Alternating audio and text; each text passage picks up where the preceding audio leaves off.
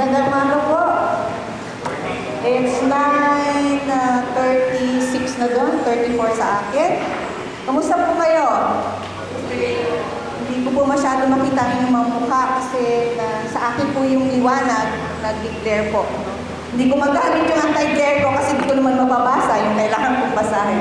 So, alam ko nakangiti kayong lahat at sana'y nasa mabuti kayong kalagayan. And wala sana makakasagabal sa ating mga papulit pagsamba ngayong araw na ito. Ang daming nangyayari sa paligid natin, ano? Nag-aaway ang ating mga pinuno.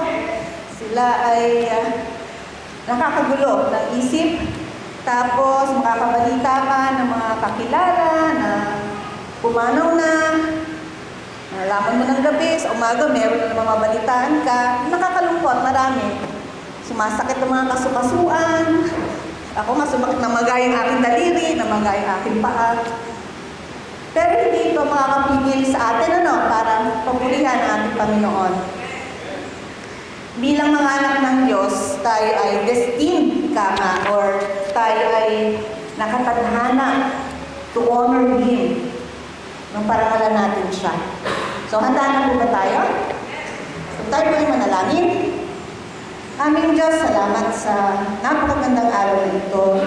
Salamat, Lord, sa pag-iingat mo sa mga kapatid na nakarating sa oras na ito. At kung meron pa, Panginoon, na mga darating, sila rin po ay iyong pag-ingatan, Panginoon. Nawa, Panginoon, ay walang makakahadlang sa aming pagpuli at pagsamba sa iyo.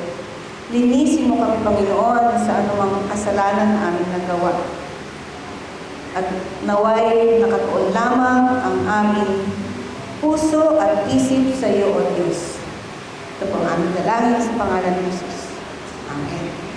Basahin po muna natin ang awit 145 verses 1 to 5. Ang sinasabi, ang kadakilaan ng Diyos ko at Hari, aking ihahayag.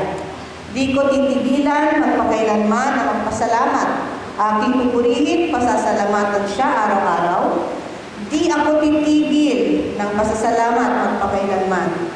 Dakila ka, Yahweh, at karapat-dapat na ika'y purihin. Kadakilaan mo yung tunay na mahirap namin ginawa niyo.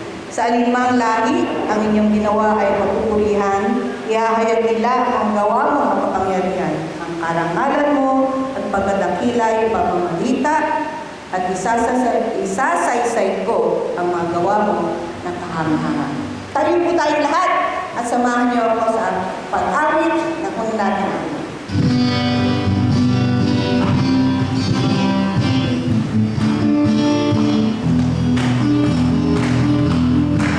Magpupuri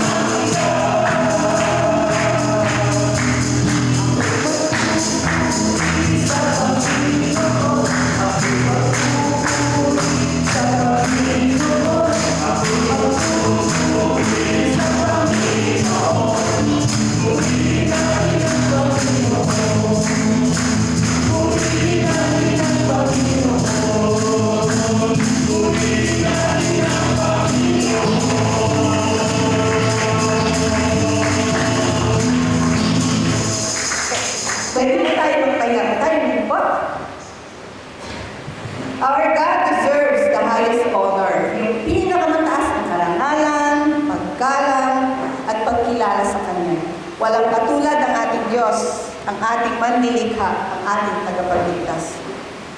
May we all have a heart to worship and give our best to honor Him.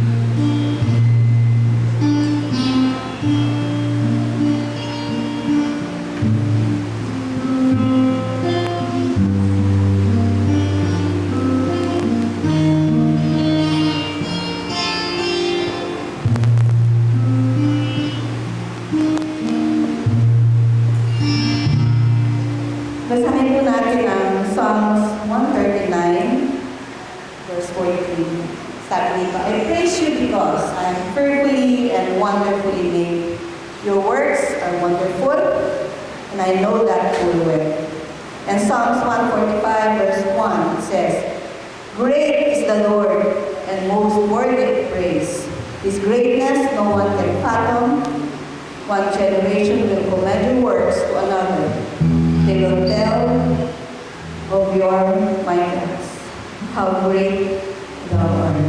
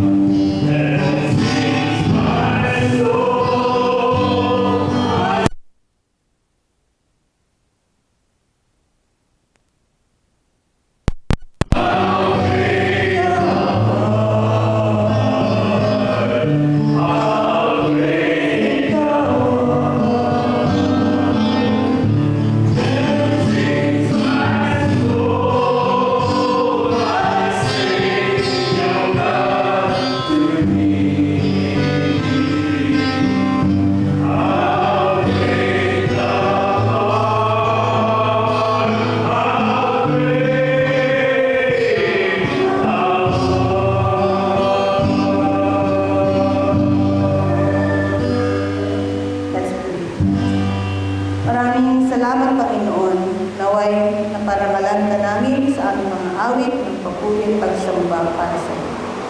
Dalangin namin, Panginoon, na mapaparangalan ka muli sa aming pakikinig at pagsunod sa iyong mensahe sa amin sa araw na ito. Puspusin mo na iyong banal na espiritu ang iyong mensahero na si Brother Joey Tolentino at makarating ang iyong mensahe sa bawat isa sa amin. Muli ka namin pinupuri at pinasasalamatan, O Diyos, sa pangalan ng iyong anak na si Jesus. Amen. Tayo po ay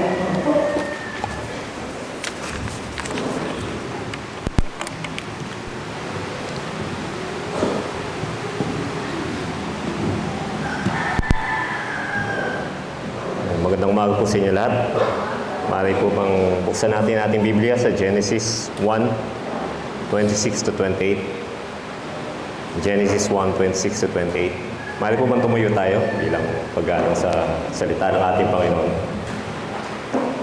I will be reading from the English Standard Version. Genesis 1:26 to 28. Then God said, "Let us make man in our image, after our likeness, and let them have dominion over the fish of the sea, and over the birds of the heavens, and over the livestock, and over all the earth, and every creeping thing that creeps on the earth." So God created man in his own image. In the image of God, He created him. Male and female, He created them. And God blessed them. And God said to them, "Be fruitful and multiply, and fill the earth and subdue it, and have dominion over the fish of the sea, and over the birds of the heavens, and over every living thing that moves on the earth. Marita po tayo makaupo. Tayo po ay manalangin. Ama namin Diyos, salamat po sa iyong kabutihan kahit dito pa lamang sa pagbasa ng iyong salita. Salamat po sa pribilehiyong ito. At ikaw ay patuloy na nagsasalita sa pamamagitan ng inyong sinulat sa Biblia. We thank you, Father, dahil mapapangkin namin o masasariwa namin muli kung paano mo kami nilikha. We pray, Father, na kayo po ang maghanda sa iyong tagapaglingkod upang maging tagapagsalita mo sa umagang ito. Naway ay handa mo rin po ang bawat isa na makikinig at sa bawat matututunan nila, naway ito ay manuot sa puso at isipan nila at ang bawat isa ay mabago upang maging kawangis lalo ng iyong anak na si Jesus, upang matulad sa Kanya na iyong anak na si Jesus, sa iyong anak na si Jesus. Salamat po, Panginoon. Nawa ang bawat isa ay puspusin mo na iyong banal na Espiritu. In Jesus' name, Amen. Meron pong nabasang post sa Facebook, no? Na sabi, hinay-hinay lang po sa paggamit ng Photolab. Dahil nang sa ganon, pag nagkita daw kayo sa personal, ay hindi kayo nagkakagulatan. Kita niyo ba yung Photolab, yung mga pinopost sa Facebook?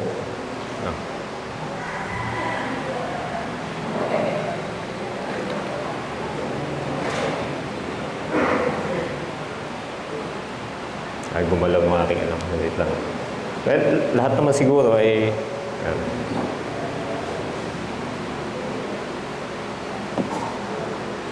sorry po.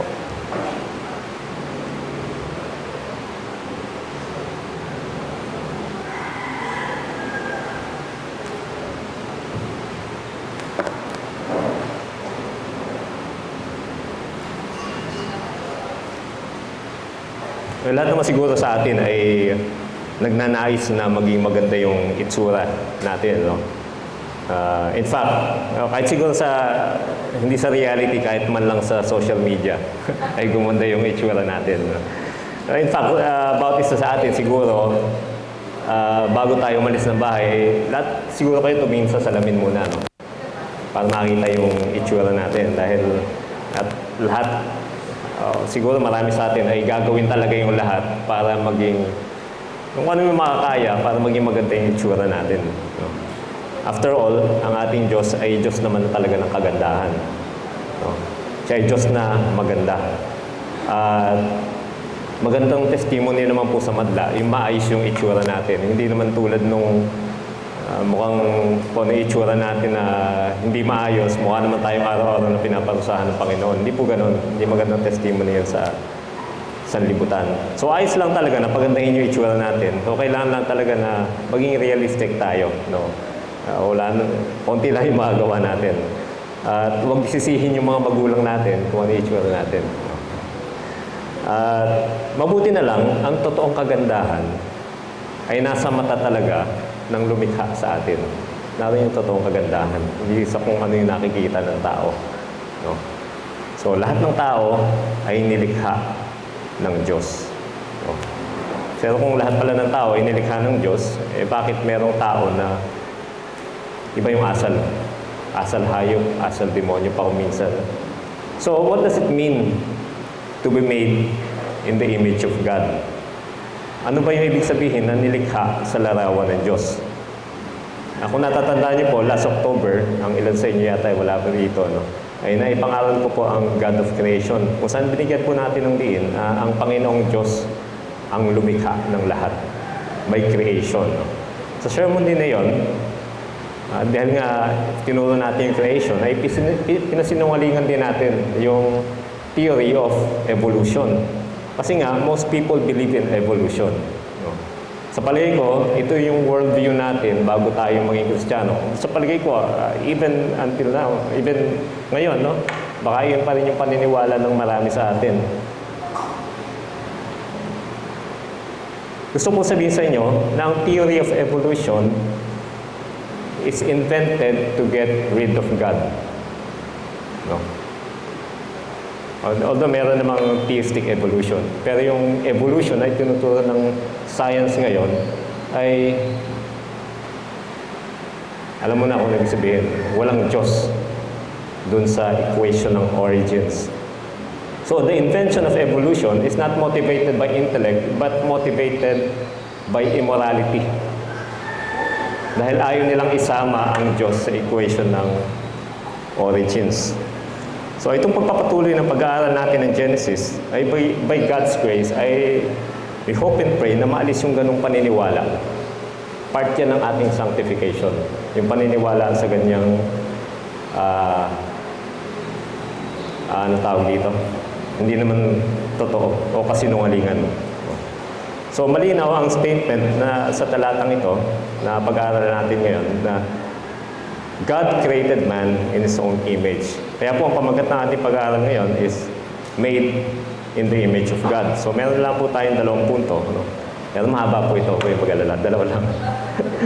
Man is the only creature made in His image. At point 2, man is called to rule the earth as God is the ruler of the universe, of the whole universe. So point 1, man is the only creature made in His image. So man is distinct from every other creature. No? Distinct, kakaiba ang tao sa lahat ng nilalang ng Diyos. Kung napansin niyo, medyo kakaiba nga kung paano nilikha ng Diyos ang tao. Natandaan niyo pa ba yung pinag-aaralan natin noong nakaraan? Instead na, paano ba nilikha ng Diyos ang tao? Instead na let there be, di ba, sa ibang pa mga creation, let there be. Dito, sa paglikha niya sa tao, naging very personal. Sabi niya, let us.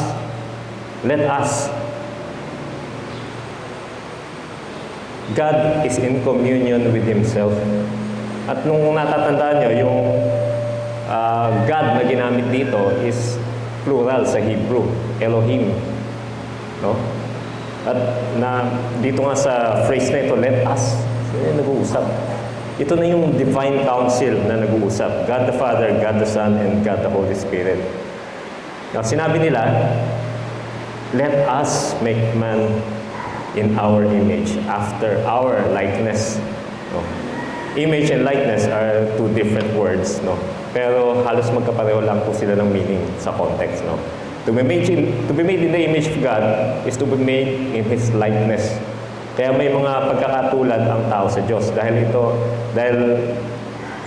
dito, ang tao ay masasabi nating unique. So, unique ka sa lahat ng creation ng Diyos. Hindi ka hayop, no? Because man and man alone is made in the image of God. Note lang po, no? Kapag sinabi kong man, hindi ko sinasabi lalaki, ano? Sinasabi ko, babae, lalaki, tao, humankind. No? So nabanggit ko nung nakaraang sermon ko na kung gaano ka-special ang pagkalikha ng tao sa Diyos. Yung details, makikita natin sa Genesis 2 verse 7. Sabi doon, then the Lord God formed the man of dust from the ground. So na-imagine ko parang clay ba yun, ano? O parang putik na shape niya. And breathed into his nostrils the breath of life. And the man became a living creature. So, mapapansin mo, tila ginamit ng Diyos yung kanyang kamay. No? Para mula sa alabok o sa lupa, at ikaw ay kanyang hubugin, at sa pamagitan ng kanyang mismong bibig, inihingan niya yung breath of life. So, parang merong personal touch ang Diyos sa paglikha ng tao. No? So, hindi niya ginawa yan para sa ibang mga nilalang. Dito lang sa tao. Kaya naman ang tao ay distinct from every other creature. So, marami nagsasabi na mula raw tayo sa unggoy dahil hindi masisisi minsan eh. Kasi 98% daw, ayon sa mga scientists, 98% daw ng ating DNA pareho sa chimpanzee. No? Yan, no? Although malayo yung sure, pero 98% daw ng DNA, katulad sa chimpanzee. Kaya naman, naisip ng mga ilang scientists na tayo ay nag-evolve mula sa apes. And from apes from monkeys. At monkeys, hindi ko alam kung ano na yung sinundan. Kaya naman, hinahanap nila yung tinatawag na missing link. So, na-discover nila itong Ramapithecus, no? Tama ba yung routing pagka, Ramapithecus? Na noong 1932, ito raw yung tinatawag nilang transitional ape man, yung maglulugtong sa ape tsaka tao, no? Later, na-discover na ito palang hayop na ito, itong na-discover nilang skull ng Ramapithecus ay na-extinct lamang na ape, nakahawig ng orangutan, no? So, ganun din po yung Java man tsaka Peking man, ito raw po ay extinct lang na mga apes, hindi talaga tao. Yun namang mga Cro-Magnon man at Neanderthal man ay tao talaga. So hanggang ngayon, hinahanap pa rin nila yung missing link. No? Sa totoo lang, yung ganyang shape ng, ng hugis ng, ng skull, meron pa rin mga taong ganyan na bubuhay. No, next slide yan. Ano si Patrick Ewing? Yung shape ng skull niya talagang, especially sa mga blacks, talagang iba yung shape ng kanilang skull. So hanggang ngayon, ay hinahanap pa rin nila yung missing link. O yung transitional ape man. Mahirap talagang patunayan yung bagay na hindi naman talaga nangyari. No? Dahil nga yan, yung pagkakatulad natin ng DNA ng tao sa chimpanzee, kaya ipinipilit nila yung evolution. Kaya lang, what makes us unique or distinct from animals is not the physical or the visible part. Hindi po yun. Yung bakit tayo distinct. Dahil nga, we are made of the same stuff. Yung may balahibo yung chimpanzee, may balat, may laman, pareho din. Pag hiniwa mo, para ding tao.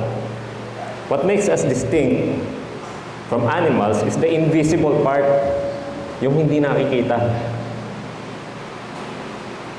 Itong katawan natin, na physical, serves only as the vehicle or the carrier of the image of God.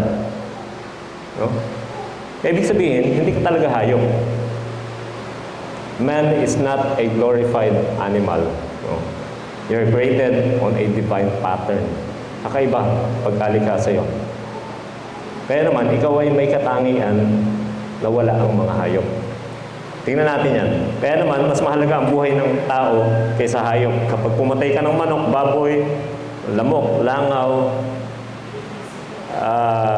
o ano pa man, bulate o uod, hindi ka kakasuhan ng murder sa batas ng tao o sa batas ng Diyos. Ngayon ko lang, sa batas ng vegans yata, murder daw tayo. Makain lang ito. Because man is created on a divine pattern. Ang mga hayop hindi.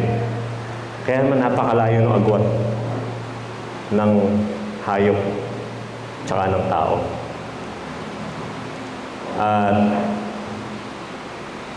Animals are conscious beings. Totoo yan. Alam nila nag-exist sila. But only man is self-conscious. Self-conscious tayo. Ang mga hayop ay finite. Subalit ang tao ay eternal. Tulad ng Diyos. Not in the sense na wala tayong beginning. May beginning tayo. Pero kapag nag-isanggol na yung tao, eternal na yung kanyang kaluluwa. No? Hindi ganun ang hayop. No? Kaya ang mga tao lamang, ang creature na may sense of eternity. Ang mga hayop wala. Sinabi sa Ecclesiastes 3:11, He has made man, He has made everything beautiful in its time. Also, He has put eternity into man's heart. Tao lamang po ang conscious sa panahong lumilipas. Pansin niyo ba yun?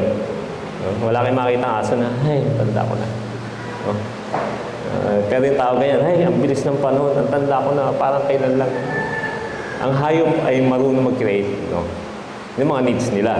Nakita mo yun, magawa sila ng pugad, bahay. Subalit ang tao lamang, tulad ng Diyos, ang merong artistic creativity. Pansin niyo ba yan? Hindi lang mag-create ng mga bagay na kailangan ng tao, kundi mag-create din ng bagay na ikasisiya natin, no? Kasi siya lang, kahit di mo kailangan. Wala kang makikita kong unggoy na nag-invento ng TV o radyo man lang. O kahit man lang lato-lato. Wala rin. Walang ganon. Even dun sa mga bagay na kailangan natin sa buhay, tulad ng bahay, tulad ng kwarto, lutuan, refrigerator, no? So, hindi lang yung instinct yung pinapagana natin, but also creativity o art, no? Kapag ang mga anay ay gagawa ng kanilang bahay, hindi sila nade-design ng architect, hindi sila gagawa ng architect o hindi sila gumagawa ng architectural design para gumawa ng kanilang termite mound. Di ba? Kung ano lang yung nasa lupa na pwede nang kuha ng material, yun na rin yung termite mound nila, halos pare-pareho lang yung shape. No, depende lang sa laki ng colony, nagkakaiba-iba lang, pero same lang. Yung mga Maya, kapag gumagawa ng pugan, wala yung madampot nilang dayami. No? Wala yung madampot nilang balahibo. Hindi nila iniisip ko, ano bang kulay ng balahibo yung maganda sa aking dress. No? Walang ganon. Pero tayo, being made in the image of God, unlike animals, we do not build by instinct. No? Gumagamit tayo ng wisdom at artistic creativity. No? Lahat ng tayo ay artistic. No? Iba-iba lang po ng levels. So we plan, we design according to our preferences dahil sinasalimin natin ang imahe ng ating Panginoon through our creativity. No? Animals only have instincts, but men have instincts, creativity, reasons, and even purpose. No? Kung ikaw ay Kristiyano lalo, no? Ano yung ginagawa natin? Whether we eat or drink or whatever we do what? For the glory of God, no? That is to give praise, honor, glory, and glory to our God. Meron tayong ganon. Kaya dapat, lahat ng mabuting ginagawa ng tao ay ina-apply natin ng husay, wisdom, and creativity. Hindi pwede yung pwede na, no? Ano yung pwede? Ano yung dapat? Dapat pwedeng-pwede. Dapat very good or excellent because our God is an excellent God. He is a beautiful God. No? Ang tao lamang po, dahil dito, ang tao lamang yung pwedeng magkaroon ng personal relationship with its Creator. With His Creator. Ang tao lamang po marunong magpuri at sumamba sa Panginoon. No? Marunong tayo makapag-commune with our God through prayer, through the reading of His Word. No? So, napakalaki ng kaibahan ng tao sa mga hayop. Kaya hindi pwedeng mula tayo sa hayop. Hindi natin minana sa hayop yung mga ganyan. Kaya naman, ang tao ay hindi dapat magpakahayop. Kaya lang, nakakalungkot lang, meron talaga mga tao na gumagastos talaga para, yan, ang isa ay nagpatato at ipinaayos, o should I say, sinira yung ngipin, yung bibig, para lamang magmukhang tiger. Isa naman nagpatato, pinatanggal yung tainga, pinaliitan. Binawasan yung ilong, palagay na sungay pa, hiniwa yung tila para magmukhang snake from hell. No? Hindi mo alam kung ano itsura. Ang iba naman nagpapaka-asal hayop, always acting on instinct, natural impulses, and strong desires. Palaging sinusunod ko ano yung nararamdaman, kung ano yung urges. Hindi iniisip ko ano yung magiging consequences ng gagawin niya. Kaya napapahamak, napapaaway. Walang pagtitimpi kasi. Yan yung taong acting on animal instincts. Ano nangyayari? Ayun, napapasok sa samot-saring problema. Kahit tayo ay meron instinct, nakatulad ng sa hayop, meron naman talaga. Hindi mo i-deny yan. Sa ating pagiging tao, being made in the image of God, meron tayong dahilan, reasons, and purpose para kontrolin kung ano man yung instinct na meron tayo. Kung ano man yung nararamdaman natin, kung ano man yung desires natin. No? Kinokontrol natin yan. Lalo na kung Kristiyano tayo, meron tayong purpose. Malalim na purpose para gawin ang lahat ng bagay. Kahit pa ito ay labag sa kalooban natin o nararamdaman natin. Kung ito naman ay kalooban ng Diyos. Tayo ay may consciousness na magtimpi, magtiis kung kailangan para mapapurihan at maluwalhati ang ating Diyos.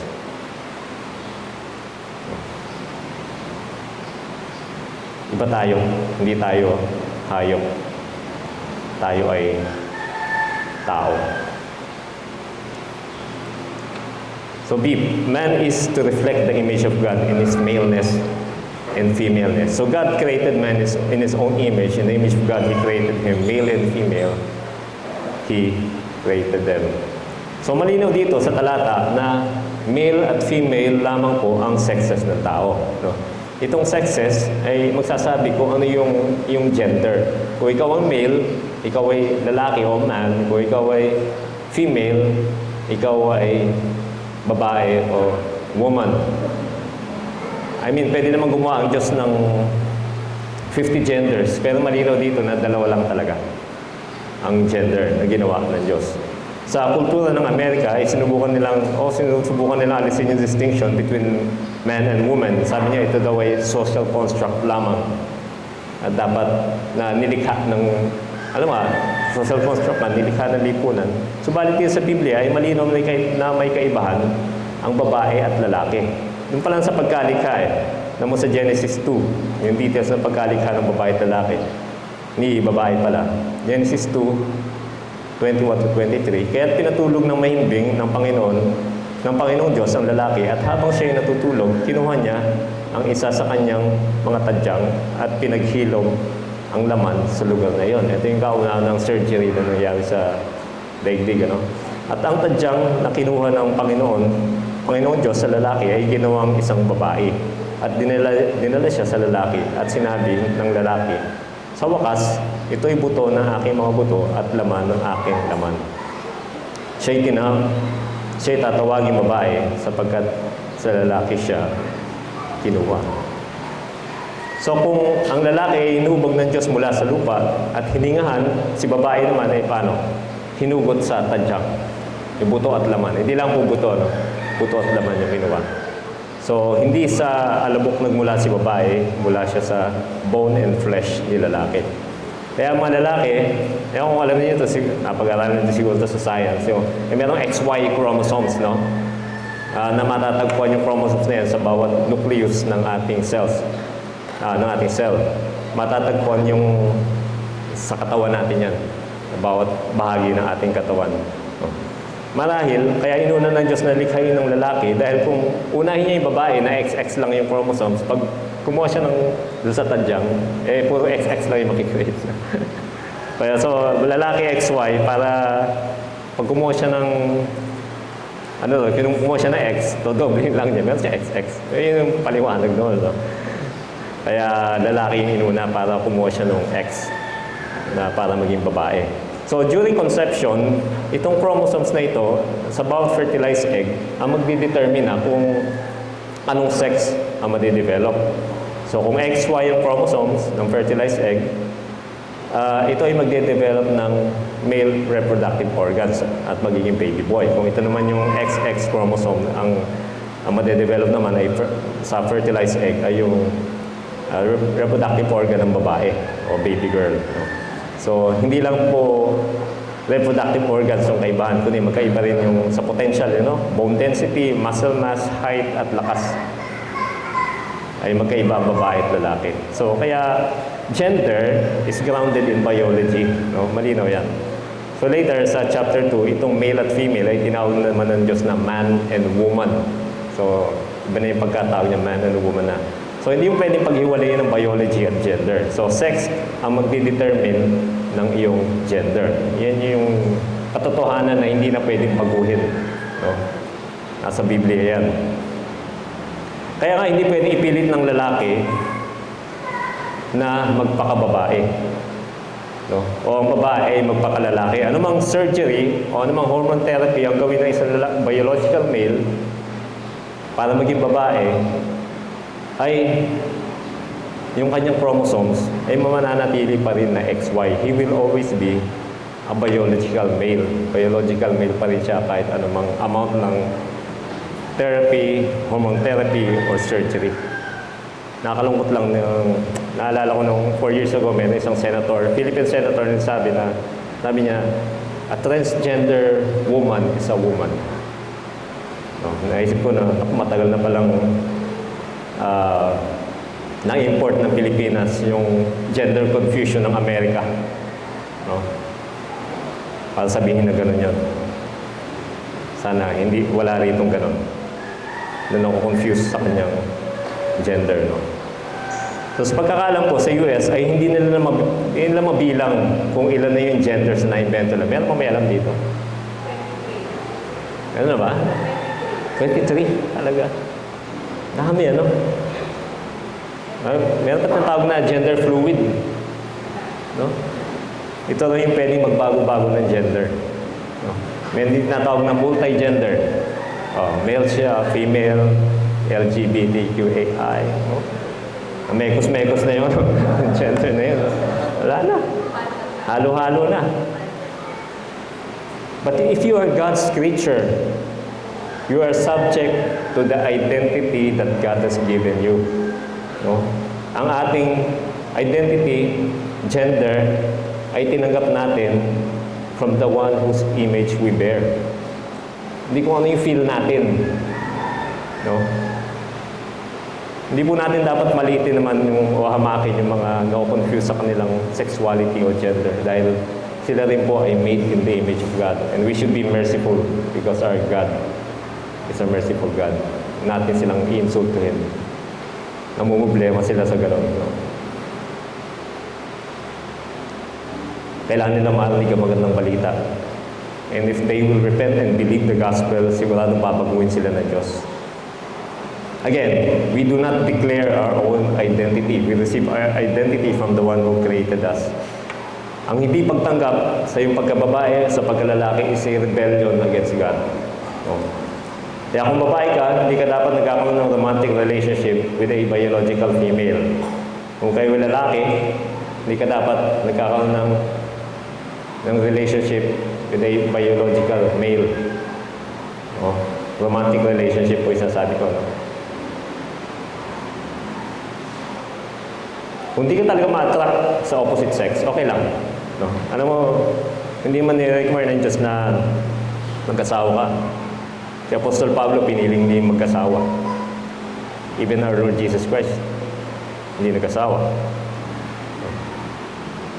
Dahil po sa 1 Corinthians 6:19-20, or do you not know that your body is a temple of the Holy Spirit within you, whom you have from God? You are not your own, for you were bought with a price. So glorify God in your body. We are image bearers of God. And if we are the image bearers of God, we are not free to forge our own identity. No? Our gender. Lalo na kung ikaw ay Kristiyano, merong double claim. Ako hindi lang yata double claim sa iyo, Panginoon. Ikaw ay pag-aari ng Diyos by creation, by redemption, by adoption, at marami pa. Ikaw ay pag-aari ng Diyos. So, konteksto naman po ng pamilya, ang husband ang dapat magli-lead, ang lalaki ang dapat magli-lead sa pamilya. Siya magdi-disciple ng kanyang mga anak. No? At ganoon din sa church, mapapansin mga lalaki, mga tinalagang elders ng church, mga pastors, ayon sa 1 Timothy 3 at Titus 1, hindi mga babae. Baka kasi nagtataka kayo kung bakit walang elder na babae dito sa church. No? Man and woman are equally made in the image of God. Subalit may mga roles na ibinigay ng Diyos para sa lalaki at para sa babae. Tulad ng Diyos, no? Holy Trinity, walang persona ng Diyos na mas mababa dun sa isa. Pero meron silang roles na ginagampanan. The Father cannot be the Son cannot be the Father, the Holy Spirit cannot be the Father nor the Son. Our God is a God of order. Meron dahilan. Meron tayong gender roles sa pamilya, sa church na dapat sundin. So point 2, man is called to rule the earth. As God is the ruler of the earth, of the universe, man is called to rule the earth. So ang pagkatawag ng tao sa doktrining ito ay bahagi pa rin ng pagiging image bearer natin ng Diyos. At ang pagiging katulad ng Diyos. Man, collectively, hindi lang po sila Adan at Eva, no? Man, collectively, is to be stewards or vice regents of all creation. And verse 26:9 po, let them have dominion over the fish of the sea and over the birds of the heavens and over the livestock and over all the earth and every creeping thing that creeps on the earth. So to have dominion is to rule or to reign. Pwede sabihin na to govern o pamahalaan ang daigdig. Alin pa, particularly, yung sabi rito, yung para mas malinaw, ang mga isda, mga ibon, at iba pang mga hayop. Pahiwatig din dito na mga hayop ay nasa ilalim ng kapangyarihan ng tao. Ipinamahala ng Diyos sa tao. In fact, sa Genesis 2:19, si lalaki ang nagbinyag ng pangalan ng bawat hayop na nilapit sa kanya ng Diyos.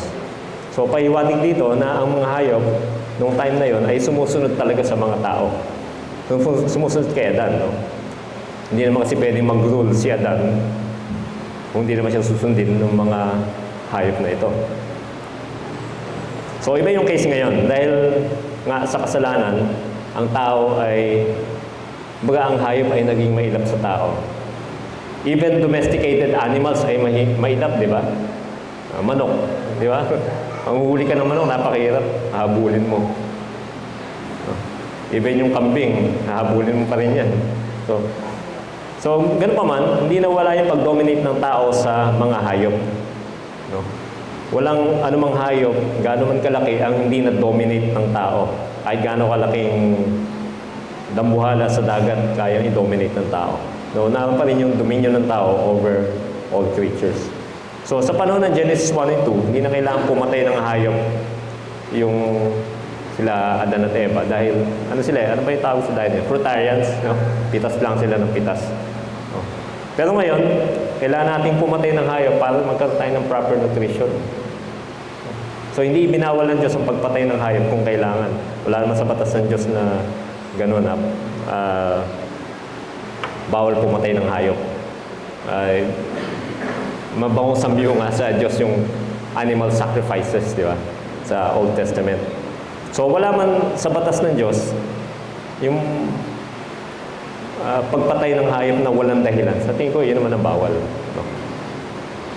Yun ay animal cruelty. Kung papatay ka, mananakit ka ng hayop na walang dahilan. In fact, ito ay nilikha ng Diyos na tuwang-tuwa siya na may karunungan yung bawat hayop na nilikha niya. Sinabi po sa Luke 12:6, "Are not 5 sparrows sold for 2 pennies, and not one of them is forgotten before God?" Sa Matthew 6:26, "Look at the birds of the air. They neither sow nor reap, nor gather into barns, yet your heavenly Father feeds them." Ibig sabihin, mahal ng Diyos yung mga hayop na ito. And if we are to reflect the image of God, we are to act as vice regents, tagapamahala ng mga hayop. Dapat natin alagaan dahil ito ay alaga ng Diyos. So He is to fill the earth and subdue the earth. And God blessed them, sabi sa verse 28. And God said to them, "Be fruitful and multiply and fill the earth and subdue it." Dito ay inutusan ng Diyos sina Adan at Eva na magparami at punuin ang daigdig. Nang sa ganun, yung mga vessels or image bearers of God ay dumami din. Yun ang intention talaga ng Diyos. Yun ang nais ng Diyos. Dahil dahil doon, sila ay pinagpala. At nagawa nila talaga magparami. Kahit after nilang magkasala. No? Naroon pa rin yung pagpapala ng Diyos na dumami sila. O tumingin ka lang sa paligid mo, lahat yan ay galing kila Adan at Eva. Yung mga katabi nyo, even yung ugatin mo, lahat yan talagang doon galing kila Eva at Adan. At nasunod talaga nila yung utos na ito na magpakarami. Ang problema, because of sin, ano nangyari sa image of God na dinadala natin? Dahil sa kasalanan.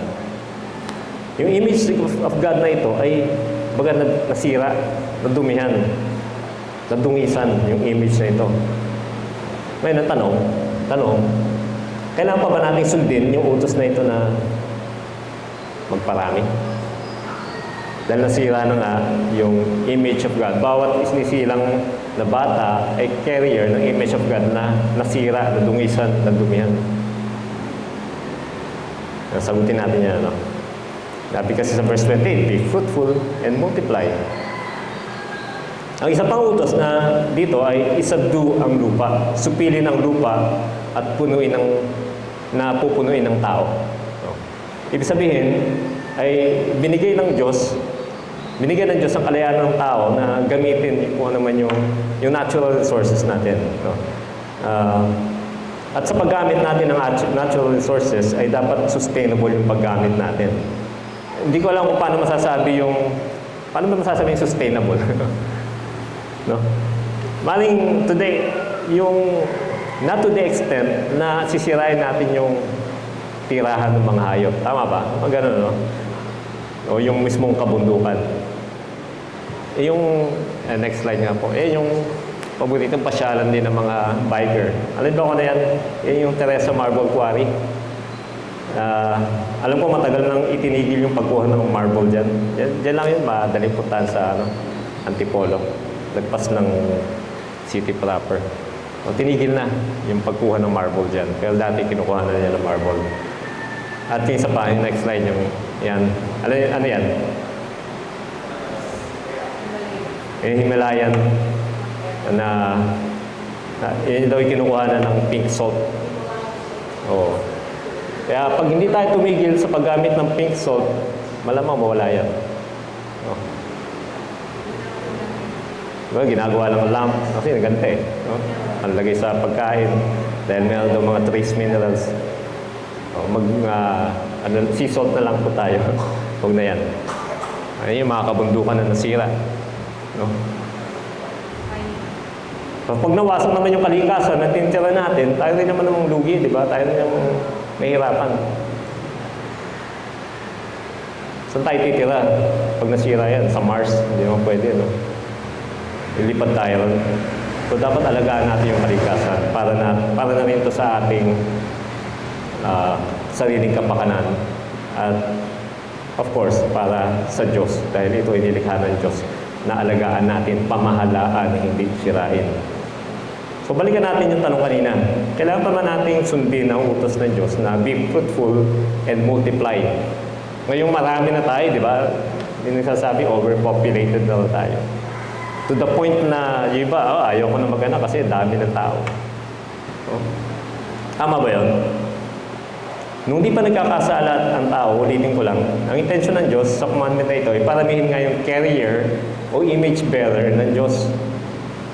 Yung kanyang perfect image sa pamamagitan ni Adan at Eva ay paramihin through procreation sa pamamagitan ng pag-aanak nila.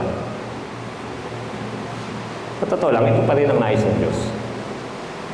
Subalit, dahil nga sa kasalanan, may kaibahan na ngayon sa paraan. Paano pararamihin ang image ng Diyos? I'm not saying na huwag na kayong mag-anak, ano? If in God's providence, you are able to have children, then mag-anak kayo. Mag-anak kayo na mag-anak, walang problema yan. Just remember, yung mga anak na isisilang ninyo ay carrier ng nasirang imahe ng Diyos. Anong kailangan gawin dyan? So baka tinatanong pa ninyo kung bakit may mga tao, kung lahat pala ay gawa sa imahe ng Diyos, bakit may mga tao na asal hayop, asal demonyo? Yan nga dahilan. Dahil sa kasalanan, ang image ng Diyos na dinadala natin ng tao ay nasira. Pero ito ang ginawa ng Diyos.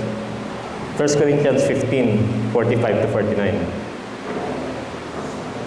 No, pakinggan natin ang mabuti. Kaya nasusulat, ang unang tao na si Adan ay naging buhay na nilalang. At ang huling Adan na si Jesus ay naging espiritong nagbibigay buhay. Ngunit hindi ang una ang katawang espiritual, kundi ang makalupa. Pagkatapos ay ang espiritual, yan nga si Jesus. Ang unang tao ay mula sa lupa, ang isang tao mula sa alabok. Ang ikalawang tao ay mula sa langit, yan nga si Jesus. Kung ano ang taong mula sa alabok, gayon din silang mula sa alabok. At kung anong ang taong mula sa langit, gayon din silang makalangit. At kung paanong taglay natin ang larawan ng taong mula sa alabok, tataglayin din natin ang larawan ng taong makalangit. Yan si Jesus. So the first Adam na ating pinagmulan ay natukso ng demonyo at nagkasala at siya yung nagpahamak sa atin. No?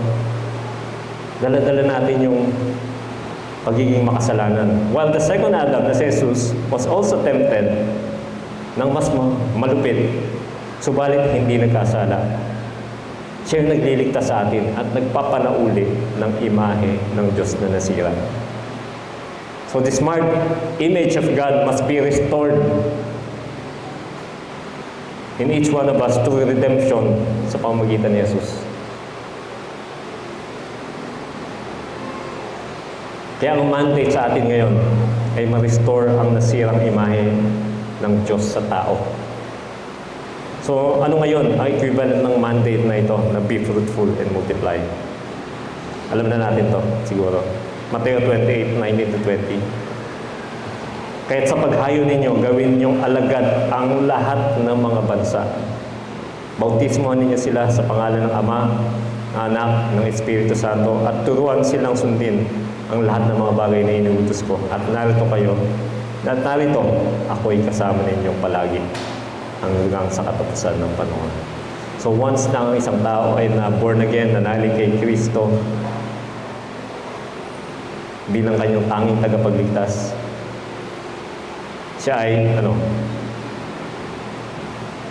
pababago ng Diyos.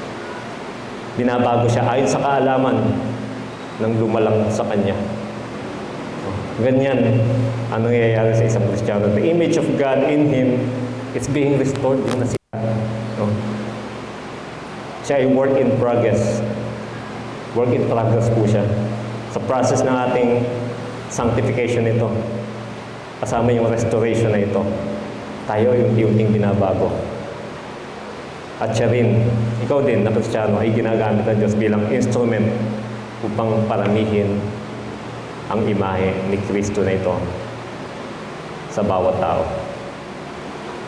So as God blessed Adam and Eve to multiply and fill the earth and subdue it, God also blessed us with His Son, Jesus Christ. Ito ay sa pamamagitan ng pagbabahagi natin ng mabuting balita sa mga tao, that they may believe in our Lord Jesus Christ as Savior and be saved at ma-restore sa tao ang imahe ng Diyos na nasira dahil sa kasalanan. Manalangin po tayo. Manang Diyos, salamat po that you gave us this second Adam, ang aming Panginoong Jesus, upang ang bawat isa sa amin ay maranasan yung restoration na to. Ang redemption ng imahe na nasira dahil sa kasalanan. Salamat po. Tunay na ikaw ang Diyos, full of grace and mercy, Panginoon. Salamat po, Panginoon. Through your Son, Jesus Christ. Amen.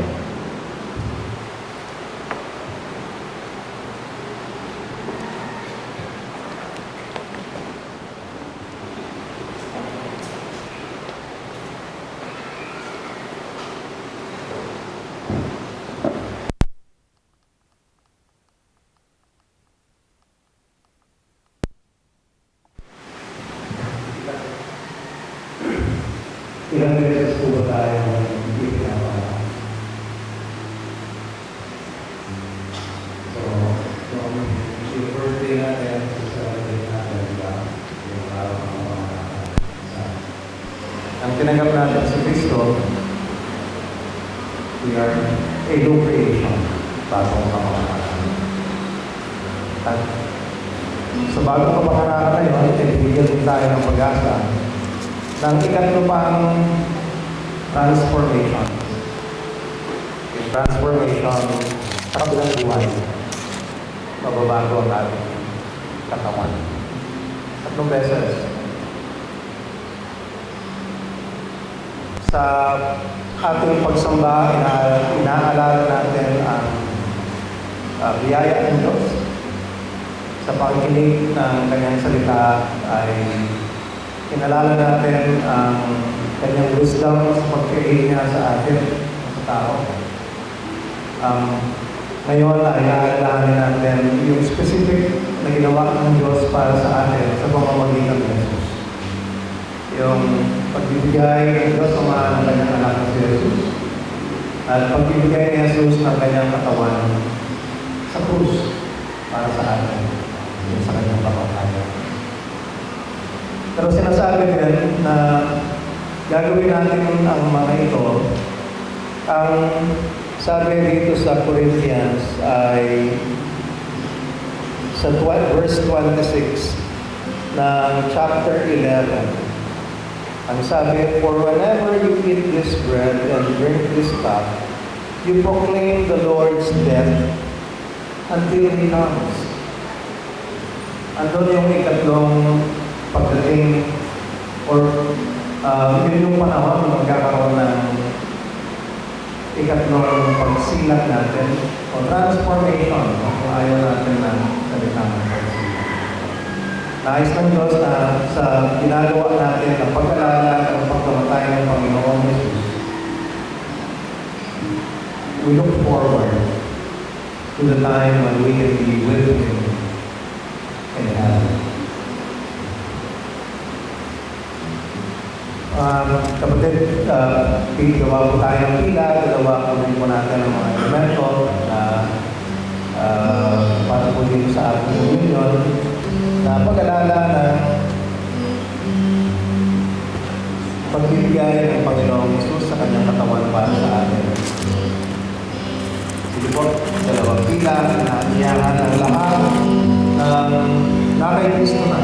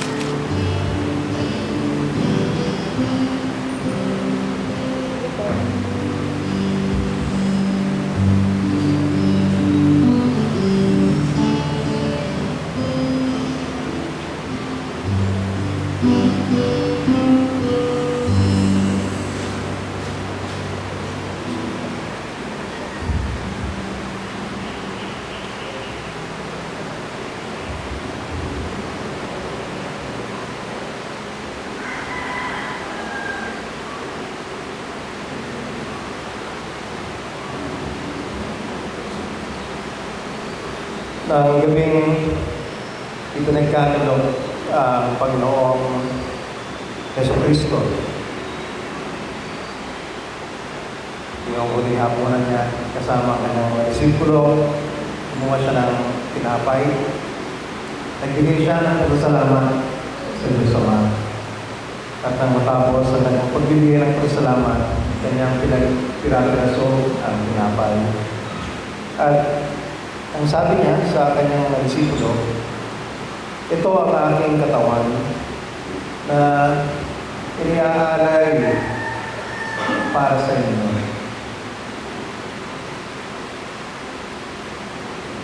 Yung pinaka-thought sa ating pagsubok ng piraso ng tinapay na sumasagisag sa katawan ng Panginoong sa Kristo ay yung ating pagtanggap sa Kanya bilang ating Diyos at Panginoon. At pag-alala na tayo ay may kaligtasan dahil sa pinag-ubo niya ang kanyang dugo sa krus para sa atin. Gawin po natin, let's take the bread and recall that Christ died for us so that we can live life. Gawin po natin.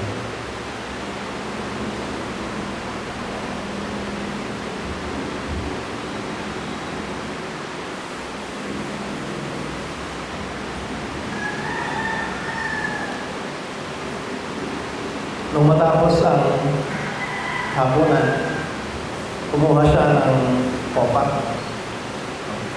At ang sabi niya sa kanyang mga kasamahan sa lamesa, ito ang kopat ng bagong kasunduan. This is the cup of the new covenant in my blood. Sa kanyang dugo. At ang sabi pa niya ay, inumin niyo to at alalahanin ako.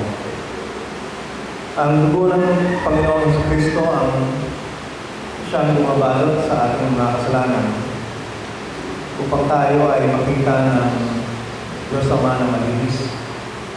Katulad ng Israelites sa Ehipto na dumaan ang Espiritong ikikil sa lahat ng panganay.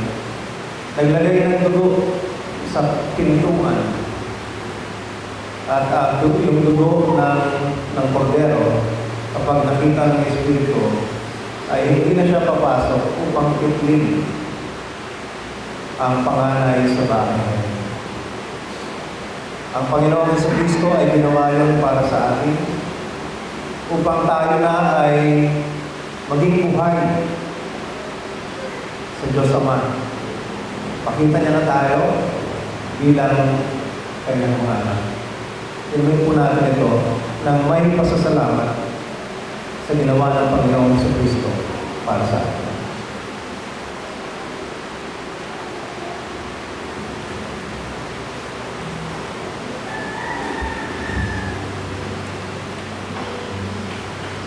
Sa pagkain ng tinapay, pag-inom ng juice, kinalala natin ang pagbibigay ng Panginoon sa Kristo ng kanyang buhay para sa atin. Uulitin ko, sa verse 25 ay 26 ay isinulat ng Apostol Pablo. Habang ginagawa natin ito, ay tinitignan natin na si Jesus ay muling babalik.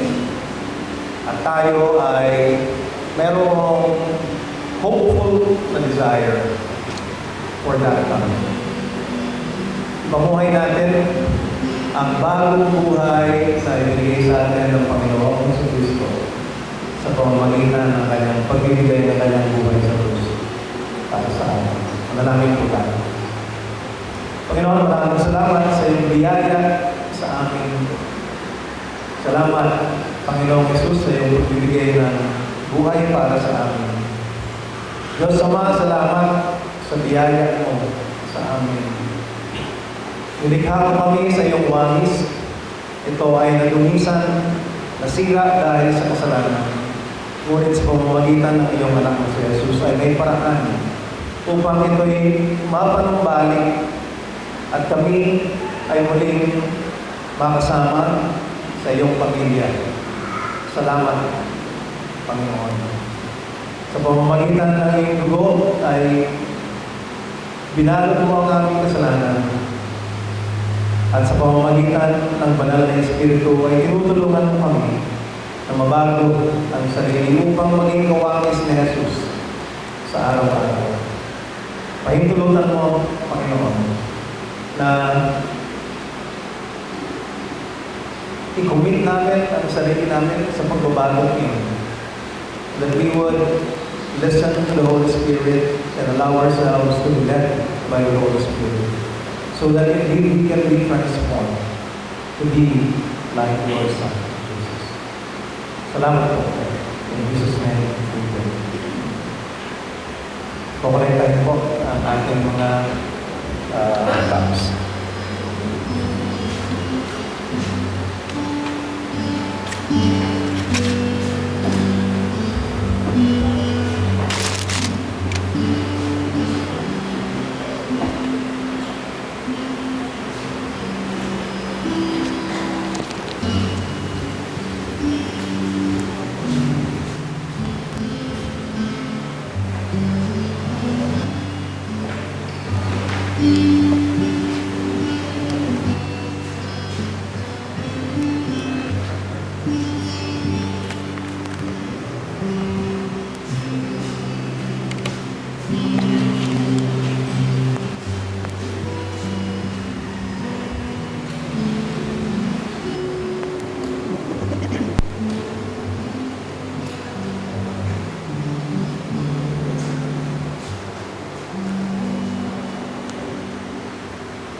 bahagi pa rin po ng ating pananambahan ang pagbibigay ng ating tithes and offering. Sinasabi po sa Proverbs 3:9-10, "Honor the Lord with your wealth, with the first fruits of all your crops. Then your barns will be filled to overflowing, and your vats will brim over the new wine." Handa po natin ang ating mga kapo at offering.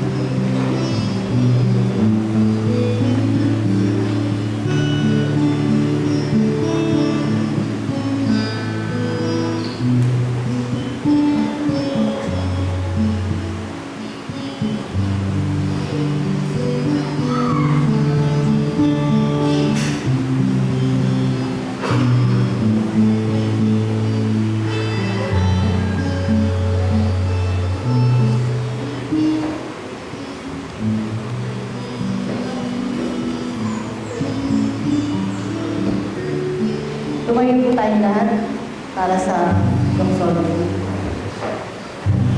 Praise God from whom all blessings flow. Praise Him, all creatures here below.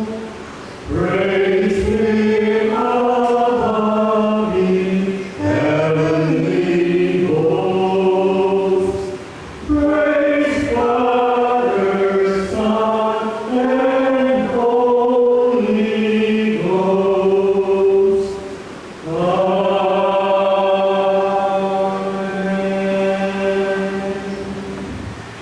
Tayo po at para sa ating congregational meron pa po tayong social concern offering na nilibot din po ngayon ni MJ.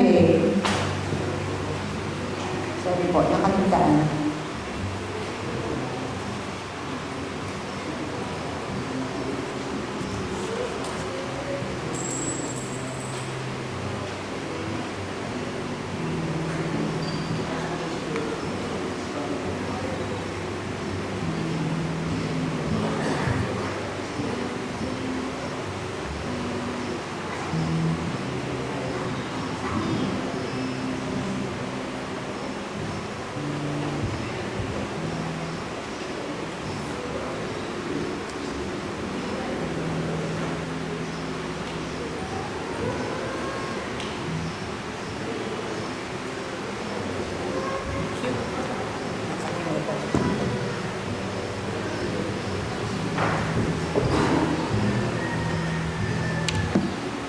Tayo po ay manalangin.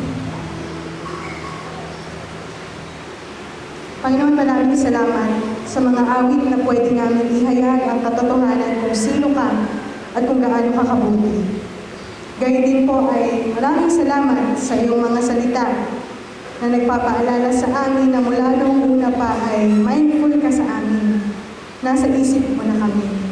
And Lord, this morning muli namin inaalala kung bakit kami naririto. At iyon ay dahil lamang sa iyong habag at biyaya. Kami makasalanan, ngunit kami iniligtas mo sa pamamagitan ng pagkamatay ni Jesus sa krus. Truly that there is no love greater than what Jesus did on the cross. Thank you, Jesus, for saving us. Kaya naman, O Yahweh, ikaw na aming Diyos, pupurihin ka namin at dadakilain ang iyong pangalan, sapagkat kahanga-hanga ang iyong mga ginawa. Buong katapatan mong isinagawa ang iyong mga balak mula pa noong una. Hindi matatapos sa araw na ito, Panginoon, ang aming pagsamba sa iyo, dahil dakila ka at makapangyarihan, bukod tangi ka, O Lord, sa aming mga buhay. You, O God, is the creator of heaven and earth, and truly that nothing compares to you. Ikaw ang nagmamahal, nag-iingat, nagpapagaling, at nakapangyayari sa mga nais mo para sa amin. Lord, we ask for your forgiveness. Cleanse us from any unrighteousness sa aming pag-iisip, salita, o sa aming mga gawa, Panginoon. Forgive us, Lord, at times na we fail and hurt you. At salamat po sa iyong biyaya na patuloy na nagsasalba sa aming mga maling desisyon. Tulungan mo po kami to always repent and go back to you sa tuwing kami ay nagkakamali. Huwag mo pong hayaang paulit-ulit kaming magkasala sa iyo. Bigyan mo kami ng kabigatan kung kami ay may mga kasalanan na kinikimkim, upang ito ay aming mailahad at maihingi ng kapatawaran sa iyo. Maalala po nawa namin na parte ng pagpapasakop sa iyo ang pagiging tapat at banal sa iyong harapan. Mahirap, Panginoon, pero kung kami ay mananahan sa iyo at sa iyong salita, alam namin kami magtatagumpay. Thank you, Lord, for your faithfulness and for your love that endures forever. Kami po ay lumalapit sa iyo, O Diyos, bilang isang iglesia. Salamat po dahil ikaw ang patuloy na gumagabay sa Lord of Life Christian Fellowship. Bawat miyembro ay tunay nga pong nakararanas ng iyong kapangyarihan sa bawat aspeto ng aming buhay. Salamat po sa pagkakataon na kami ay sama-samang nakakapagpalambahan kada linggo. At salamat po sa pag-akay sa amin patungo sa paglago sa aming pananampalataya sa iyo. Ama, patuloy po namin nilalapit sa iyo ang mga gawain ng aming iglesia upang lubos kaming makapag-aral ng iyong salita at palakasin ang bawat isa. Saan mo man kami tinawag, nawa ang mga ito ay gawin namin ng hindi napipilitan, kundi buong puso at katapatan, dahil ikaw na aming pinaglilingkuran ay tapat at kailanmang di magkukulang. Dalangin po namin ang iyong patnubay at paggabay, pagbibigay ng karunungan at kalakasan sa mga aming council members, Bible study facilitators, discipleship groups, and even po sa aming mga worship leaders and preachers. Salamat, Panginoon, sa aming mga preachers sa kanilang commitment. Salamat rin po sa mga mangaral na aming naiimbitahan upang mangaral dito sa aming iglesia. Salamat sa kanilang maingat na pag-aaral upang maihatid ng maigi ang iyong salita linggo-linggo. Sa aming praise and worship team, salamat po sa mga awit na kanilang inihahanda upang maitaas ang iyong pangalan. Lord, we ask for your guidance and wisdom sa pagpupulong ng council mamaya sa pagre-review ng aming proposed budget ngayong taon. Marami kaming mga plano, Panginoon, pero ikaw lamang po ang makapangyayari ng mga ito. Tulungan mo kaming maging tapat sa pagbabalik ng kaloob sa iyo, Diyos. Huwag nawa namin makita ito bilang ikaw na Diyos na kumakapit mula sa amin, kundi magawa namin ito dahil iniibig ka namin at ito ay parte ng aming pagsunod sa iyo. Sa susunod na linggo, Panginoon, ay pagdiriwang namin ang 32 taon na katapatan mo sa Lord of Life. Salamat sa pagpapalakas sa aming iglesia sa mga taong nagdaan. Salamat sa kasiguraduhang ang mga nagtitiwala sa iyo ay muling magkakaroon ng lakas. Lilipad na gaya ng isang agila, tumakbo man ay hindi mapapagod, lumakad man ay hindi manghihina. Lord, we pray for more opportunities sa life namin na maibahagi ang iyong salita sa marami. Patuloy mo po kaming gamitin at maging daluyan ng iyong pagpapala sa iba. Lord, we also pray for our missionaries. Salamat sa kung paano mo tinutugunan ang mga panalangin nila para sa kanilang ministry and even sa kanilang mga personal na buhay. Patuloy mo po silang palakasin at pasiglahin sa kanilang pagmiministeryo. Bigyan mo sila ng karunungan and provision, Lord, sa lahat ng kanilang pangangailangan. Continue to give them the joy sa kanilang mga puso sa paglilingkod sa iyo. Saan panig ng mundo mo man sila dalhin, hiling namin ang iyong pag-iingat para sa kanila, O Diyos. Panginoon, ikaw ang mga siwa at maghari sa aming bayan, maging sa buong mundo. Magningning ka nawa, O Diyos, sa lahat ng panig nito. May mga kabuluhan man, Lord God, may mga bagay man kami hindi nauunawaan. Pero ikaw, Jesus, na aming buhay na pag-asa, ang aming panghahawakan, nakikilos sa anumang uri ng kaguluhan. Thank you, Lord, for you are gracious and full of compassion. Hindi kailanman masusukat ang kabutihan at katapatan mo sa amin. Ikaw na hari ng mga hari, magtitiwala kami sa iyo, O Diyos. Tulungan mo kong gawin ka talaga namin number 1 sa aming mga buhay. At sa tulong ng banal na Espiritu, nawa ay mamuhay kami ng may katuwiran, kabanalan, at sumusunod sa lahat ng iyong utos. Kabutihan pag-ibig mo sa amin hindi magkukulang. Siya ay makakasama ko habang kami ay nabubuhay. At magpakailanman sa bahay ni Yahweh, ako'y mananahan. Purihin ka, O Yahweh, mula noon at magpakailanman. Ito po ang aming panalangin ng may pasasalamat sa tanging pangalan ng aming Diyos at tagapagligtas na si Jesus. Amen.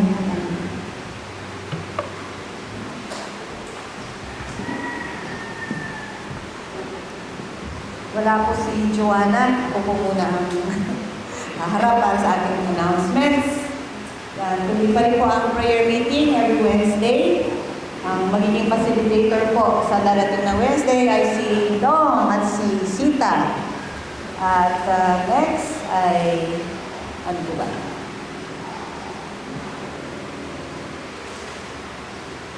Ano pong meron? Meron tayo kasiyahan, pagdiriwang ang 32nd anniversary ng Lord of Life. Yay!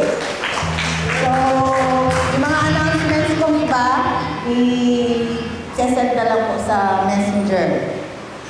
So, huwag niyo po kakalimutan, 9:30 ang ating service. Join po yan. Ang worship leader si Jason Dayat at invite natin si Pastor Noel Castro na magbibigay ng mensahe sa Matthew 28, B1 and make 1. Ano ba? Next? Ano po ang... Yan, nalalapit na rin ito. Nakakaipon na po ba tayo? Sinimulan po natin ng November. Napakahirap po mag-ipon. Pero susubukan natin makaipon upang tayo ay makasama sa darating na Family Day Retreat sa April. So, yan po yung ating iniipon, ano? 190 per month at saka 380 per month para sa mga adults. Okay, panalangin po natin patuloy yan. Kuya Lem.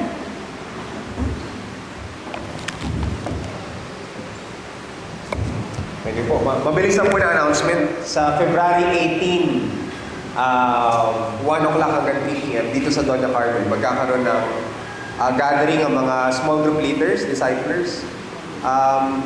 First time po natin na gagawin na face-to-face, pero nasimulan na to ng pandemic online. Pero katulad ng ibang ministry, meron tayong ministry sa praise and worship, meron sa preaching, meron sa Sunday school, meron din tayong ministry ng disciple making. At kasama sa ating adhikain, yung ating vision, kung natatandaan yung last congregational meeting, ay maging isang ganap na iglesia na sumusunod sa atas ng Diyos na gumawa ng kalagayan. So pagkakataon para sa mga small group leaders at disciplers, no, para magsama-sama, mag-minister sa bawat isa at talakayin yung mga concerns na meron bilang isang small group. So kung kayo po ay small group leader, nagdi-disciple, at merong puso na mag-disciple din, welcome po kayo. Meron tayong lunch, sama-sama po tayo magla-lunch dito pagkatapos ng service. Thank you.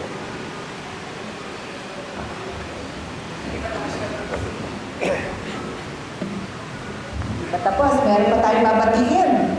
Mga may birthday. Meron may birthday sa 9 at saka sa 4. Si Mary Joy. Birthday niya sa ngayon. Kasi Mary Joy. Pakantahan natin, ha? Pakantahan natin. At si Erica sa February 9. So, ulit na natin sila. Happy birthday to you. Happy birthday to you. Happy birthday, happy birthday.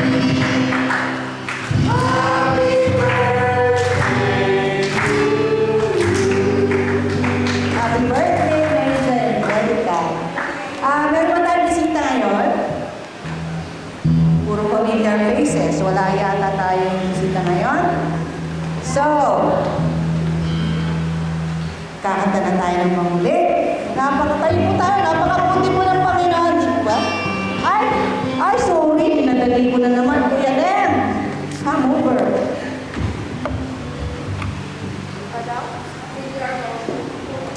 Sige po, tayo po tayo lahat. Bago tayo umawit, tanggapin natin ang paspas na mula sa Diyos. Mula sa Kanyang salita. Ama, marami pong salamat dahil pinaalala mo sa amin ang iyong kabutihan, katapatan, pag-ibig. Salamat na pinili mo kaming likhain ng kawangis mo at mamuno kasama mo. Pero higit na salamat dahil hindi mo pinabayaan na masira ng kasalanan ang original mo na intensyon para sa amin. Sa pamamagitan ni Kristo, bago na kaming nilalang at nagpapatuloy ka sa gawain ng paglikha ng mga bagong nilalang kasama namin. Si Kristo ang larawan ng di nakikitang Diyos at siya ang may kapangyarihan sa lahat ng nilikha. Sapagkat sa pamamagitan niya at para sa Kanya, nilikha ang lahat ng nasa langit at nasa mundo. Ang nakikita, pati rin ang di nakikita. Katulad ng mga espiritong naghahari at namamahala, mga espiritong namumuno at may kapangyarihan. Bago pa man likhain ang anumang bagay, naroon na si Kristo. At sa pamamagitan niya, ang lahat ay nananatiling nasa kaayusan. Si Kristo ang ulo ng iglesia na kanyang katawan. Siya ang pinagmulan nito, ang unang nabuhay sa mga patay para maging pinakadakila siya sa lahat.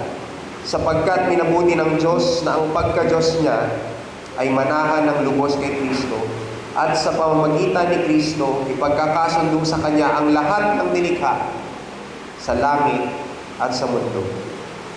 Ginawa niya ito sa pamamagitan ng dugo ni Kristo sa krus. Naway palakasin niya kayo sa pamamagitan dakila niyang kapangyarihan para makatagal at makapagtiis kayo sa lahat ng bagay ng may kagalakan at makapagpapasalamat din kayo sa Ama. Ginawa niya kayong karapat-dapat na makabahagi sa mamanahin ng mga pinabanal, ang manang nasa kinaroroonan ng kaliwanagan. Iniligtas siya tayo mula sa kapangyarihan ng kadiliman at inilipat tayo sa kaharian ng minamahal niyang anak. Amen.